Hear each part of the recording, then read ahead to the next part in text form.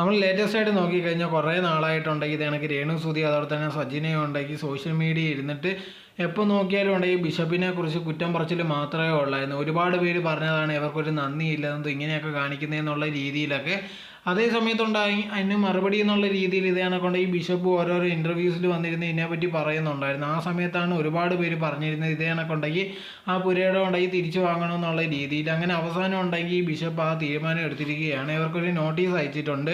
ഉടനെ തന്നെ ഉണ്ടെങ്കിൽ തനിക്കെതിരെ ഇതേ കണക്ക് മോശമായിട്ടുള്ള ഓരോരോ വീഡിയോസൊക്കെ ചെയ്തിട്ടുണ്ട്. അതൊക്കെ ഉണ്ടെങ്കിൽ റിമൂവ് ചെയ്യണം. അതോടെ തന്നെ ക്ഷമയും ചോദിക്കണം. അതല്ലെങ്കിൽ 7 ദിവസം കഴിയുമ്പോഴത്തേക്ക് താൻ എഴുതി തന്ന ആ പുരയുടെ ഉണ്ടെങ്കിൽ തിരിച്ചു തരണമെന്നുള്ള രീതിയിലായിരുന്നു.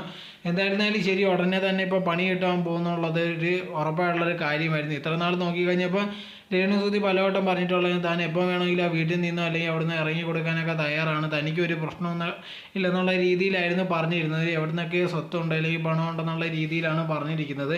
അതുള്ളതാണോ അല്ലയോ എന്ന് അറിയത്തില്ല. ഇപ്പോൾ ഈ വീഡിയോ മൊത്തം ഡിലീറ്റ് ചെയ്യുകയോ അതോ ക്ഷമ വഹിക്കുകയോ എന്തോന്നും അറിയത്തില്ല. അതിനി വരുന്ന ദിവസങ്ങളിൽ മാത്രമേ അറിയാൻ സാധിക്കത്തുള്ളൂ.